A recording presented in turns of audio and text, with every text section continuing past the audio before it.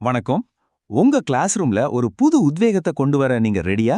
வாங்க, மாணவர்களோட முழு ஈடுபாட்டையும் எப்படி பெறலாம்னு 3 சூப்பரான டீச்சிங் டெக்னிக்ஸ பத்தி இப்ப நாம பார்க்கலாம். இந்த கேள்வி உங்க மனசுலயும் கண்டிப்பா வந்திருக்கும் இல்லையா? சும்மா பாடம் நடத்துறதை விட்டுட்டு ஸ்டூடெண்ட்ஸை அதுல எப்படி முழுசா இன்வால்வ் பண்ண வைக்கிறது, இது நிறைய டீச்சர்ஸ் ஃபேஸ் பண்ற ஒரு பெரிய சேலஞ்ச். ஆனா இதையே நாம ஒரு சூப்பரான வாய்ப்பா மாத்தலாமே. இந்த சவாலை ஜெயிக்க வாங்க ஒரு சின்ன பயணத்தை ஆரம்பிக்கலாம். முதல்ல டீச்சிங்ல இருக்கிற புது சேலஞ்சஸ் என்னன்னு புரிஞ்சுக்கலாம். அப்புறமா டிஸ்கஷன், கோஆபரேட்டிவ் லேர்னிங், அப்புறம் இன்குவரி பேஸ்டு லேர்னிங்னு 3 முக்கியமான உத்திகளை டீட்டெயில்டா பார்க்கலாம். கடைசியா இதெல்லாம் உங்க கிளாஸ் ரூம்ல எப்படி யூஸ் பண்றதுன்னு சொல்றேன். இன்னைக்கு கிளாஸ் ரூம்ஸ் மொத்தமா மாறிடுச்சு. டீச்சர்ஸ் வெறும் தகவல்களை கொடுக்கறவங்கள மட்டும் இல்லாம ஸ்டூடெண்ட்ஸை யோசிக்க வைக்கிற ஒரு கைடா மாற வேண்டியிருக்கு. அதாவது பாடம் நடத்துறதை விட அவங்கள அந்த லேர்னிங் ஜேர்னில ஒரு பார்ட்டா மாத்துறது தான் நம்மளோட புது கோல். சரி, வாங்க நம்ம உத்திக்குள்ள போகலாம். டிஸ்கஷன், அதாவது கலந்துரையாடல். வெறும் கேள்வி பதில்னு இல்லாம ஒரு உரையாடலை எப்படி ஆழமான கட்டலுக்கான ஒரு பவர்ஃபுல் டூலா மாத்துறதுன்னு பார்க்கலாம். கலந்துரையாடல்னா சும்மா பேசுறது மட்டும் கிடையாதுங்க. அது ஒரு நோக்கத்தோட ஒரு முறையான வழியில ஐடியாஸை அலசி ஆராயறது. ஒவ்வொரு ஸ்டூடெண்ட்டும் அவங்க எண்ணத்தை சொல்லும்போது, மத்தவங்க சொல்றத கேட்கும்போது அந்த கிளாஸ் ரூமே ஒரு சிந்தனை களமா மாறிடும் பாருங்க.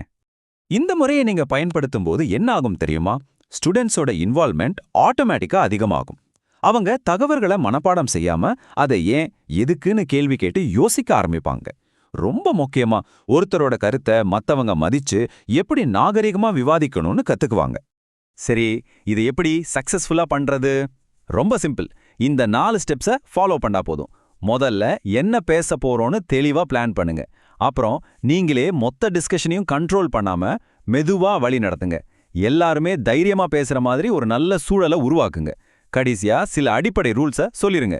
இது ஒரு சூப்பரான டிஸ்கஷனுக்கு நல்ல ஃபவுண்டேஷனை போடும். தனித்தனியா யோசிக்க வச்சதுக்கு அப்புறம் இப்போ டீமா சேர்ந்து கத்துக்கிறோட பவர் என்னன்னு பார்க்கலாமா? நம்மளோட 2வது உத்தி கோஆபரேட்டிவ் லேர்னிங். ஒன்னா சேர்ந்தா முடியாதது எதுவும் இல்லைங்கிறத கிளாஸ் ரூம்ல எப்படி கொண்டு வரதுன்னு பார்க்கலாம். கோஆபரேட்டிவ் லேர்னிங்ல ஸ்டூடெண்ட்ஸ் ஒருத்தருக்கு ஒருத்தர் போட்டியா இருக்க மாட்டாங்க. அதுக்கு பதிலா சின்ன சின்ன டீமா சேர்ந்து ஒரு பொதுவான கோலை நோக்கி வேலை செய்வாங்க. இங்க ஒருத்தரோட வெற்றி மொத்த டீமோட வெற்றியும் கூட. இது கத்துக்கிறத ஒரு டீம் எஃபர்ட்டா மாத்துது. இந்த முறையோட நன்மைகள் உண்மையிலேயே ரொம்ப பவர்ஃபுல். அவங்களோட சோஷியல் ஸ்கில்ஸ், டீம் ஒர்க் எல்லாம் சூப்பரா டெவலப் ஆகும். படிப்புலையும் நல்ல முன்னேற்றம் தெரியும். ரொம்ப முக்கியமா ஒருத்தர்கிட்ட இருந்து இன்னொருத்தர் கத்துக்குவாங்க. அப்புறம் லேர்னிங்க்கு அவங்களே ஓனர்ஷிப் எடுத்துக்குவாங்க. மொத்தத்துல இது ஒரு ஜாலியான டீம் ஜர்னி மாதிரி இருக்கும்.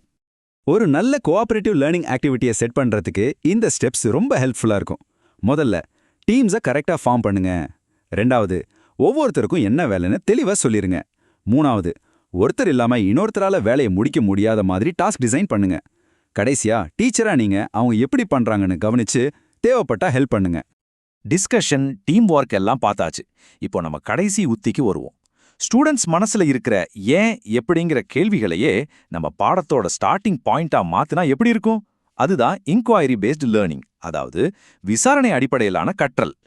இந்த மெத்தட்ல உங்க கிளாஸ் ரூம் ஒரு லேப் மாதிரி மாறிடும். ஸ்டூடெண்ட்ஸ் தான் அங்க சயின்டிஸ்ட்ஸ். அவங்களே கேள்விகளை கேட்டு அதுக்கு பதில தேடி அவங்களோட அறிவை அவங்களே உருவாக்கிக்கிறாங்க. இது லேர்னிங்க ஒரு உண்மையான கண்டுபிடிப்பு பயணமா மாத்துது. இதுல டீச்சரோட ரோல் ஒரு கைடா இருக்கிறது மட்டும்தான். இதோட மிகப்பெரிய பிளஸ் பாயிண்டே ஸ்டூடெண்ட்ஸோட இயல்பான ஆர்வத்துக்கு இது மரியாதை கொடுக்குது. இதனால அவங்க பாடத்தை ஒரு பாரமா நினைக்காம ஒரு பசிலை சால்வ் பண்ற மாதிரி ஜாலியா பண்ணுவாங்க. இது அவங்களோட critical thinking, problem solving skills, அப்புறம் தனியா யோசிக்கிற திறனை நல்லா வளர்த்து அவங்கள லைஃப் லாங் லேர்னர்ஸா மாத்தும். இந்த ப்ராசஸ்ல டீச்சரோட பங்கு ரொம்ப ரொம்ப முக்கியம். ஸ்டூடெண்ட்ஸை கைட் பண்றதுக்கு ஒரு சப்போர்ட்டிவ் ஸ்ட்ரக்சர், அதாவது ஸ்கஃபோல்டிங் கொடுக்கணும்.